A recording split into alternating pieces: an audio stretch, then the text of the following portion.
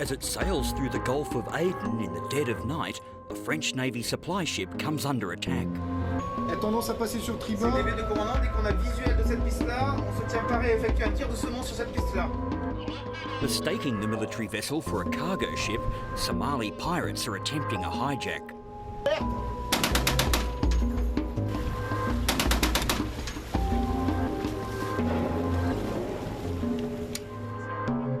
Within minutes, the Somalis are captured and hauled on board.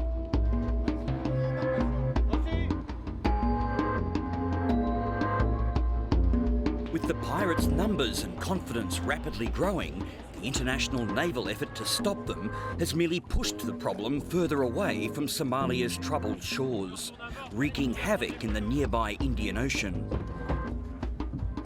600 nautical miles from the Somali coastline, the people of the Seychelles have remained at a safe distance from the decades of unfolding chaos in Somalia. But in the past 18 months, all of that has changed. Now the Seychelles is virtually surrounded by the pirate menace, and it's a threat so dire that it could bring about the collapse of its fragile economy. The Seychelles finds itself in the eye of the storm, so to speak, as far as piracy is concerned. We're bang in the middle of the activities of the Somali pirates. Officially, Joel Morgan is the Seychelles Minister for Transport, the Environment and Home Affairs, but these days he's better known as the Minister for Piracy. You have hundreds, probably thousands of pirates operating at any one time. As you can see, the smaller one, which we have overturned now, are attack skiff. They use them to attack vessels.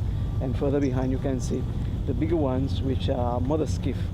At the Seychelles coastguard headquarters, the commander, Lieutenant Colonel Michael Rosette, shows me its haul of Somali attack skiffs.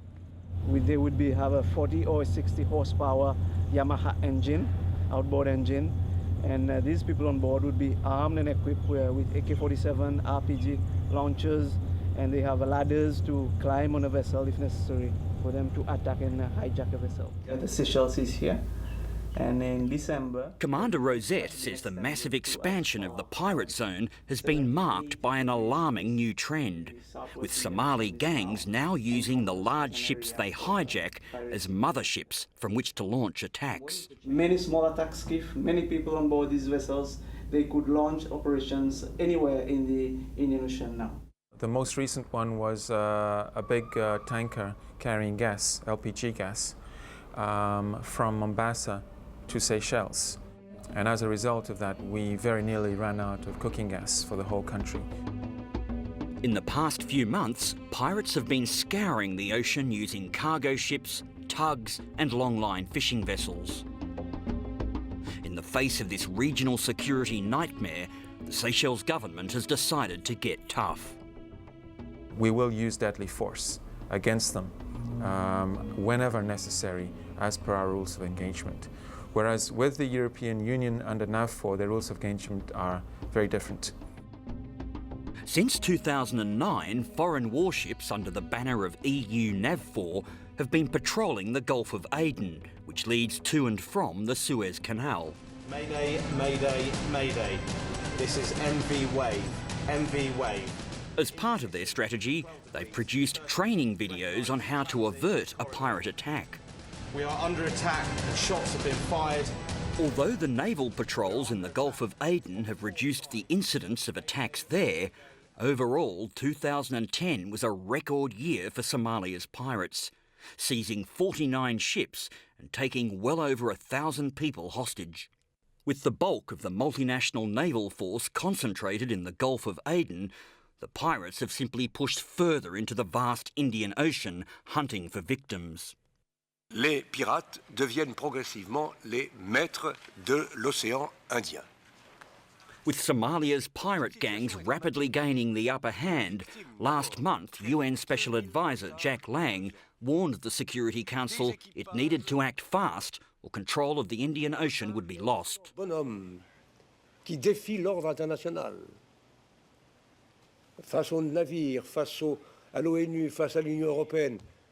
Et si nous n'agissons pas vite, fort et bien, on atteindra un point de non-retour, un point de non-réversibilité.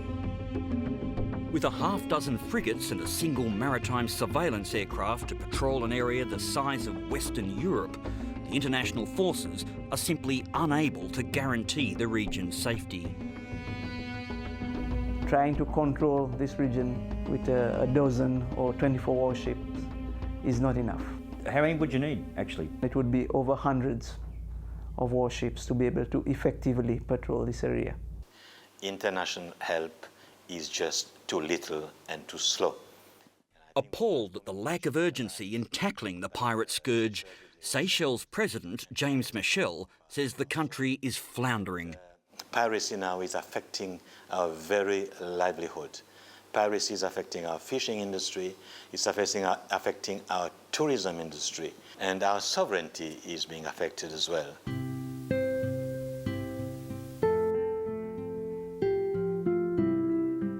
With 115 idyllic tropical islands spread over an area the size of France, the Seychelles is tempting prey for pirates seeking hostages. Some of the more exclusive island resorts host fewer than a dozen tourists at any one time.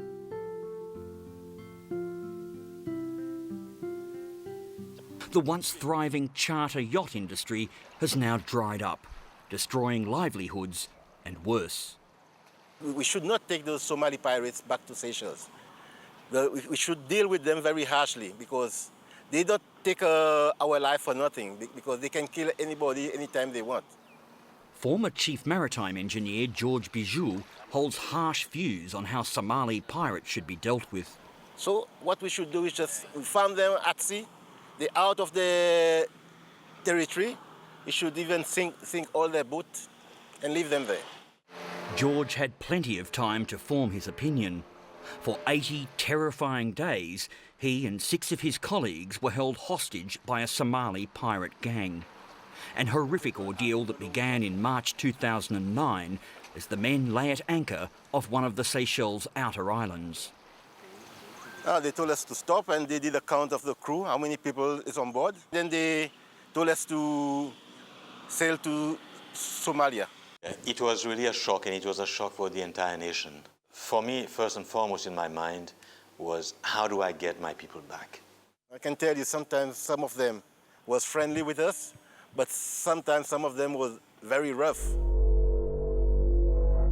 When the Somali gang's demand for a multi-million-dollar ransom was rejected by the Seychelles government, George and his crew, now in Somalia, became desperate. We had to eat all the food that we had on board. And in about 2 months, after 2.5 months, we start running out of food. They would come at night and fire guns next to them just to scare them on a routine basis. They would threaten their lives. They would make them sleep on the floor. They would not allow them to go to the toilet.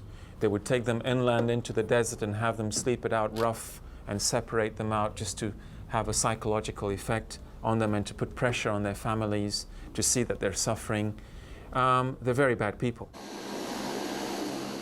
After 80 days, a breakthrough. In a deal, the details of which the Seychelles government refused to divulge, the 6 hostages were released and flew back to an emotional homecoming.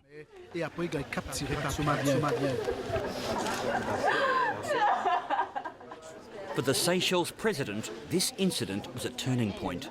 You take our people, we'll come after you, unless you reach too far. But if we can reach you, and we will deal with you. But you don't touch us, we don't touch our people. With so much at stake, the Seychelles leader moved quickly to decree the use of deadly force by the country's tiny coastguard.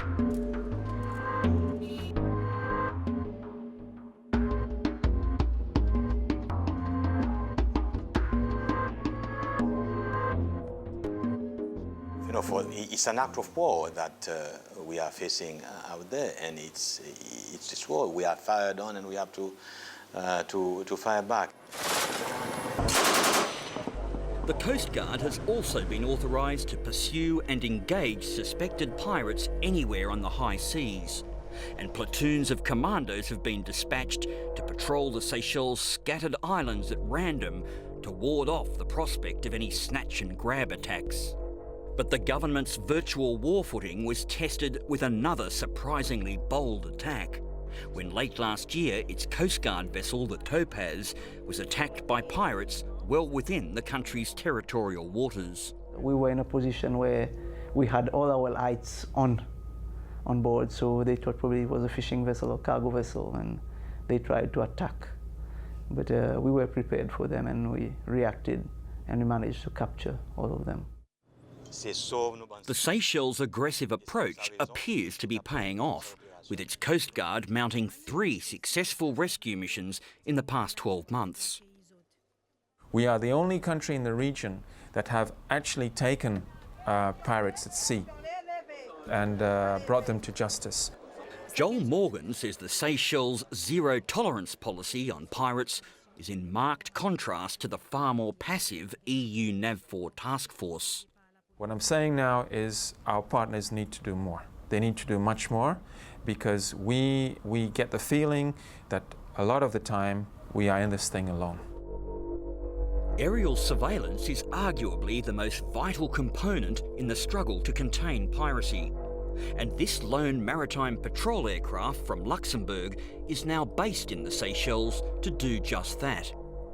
But over Christmas, the Europeans headed home for a 6-week holiday.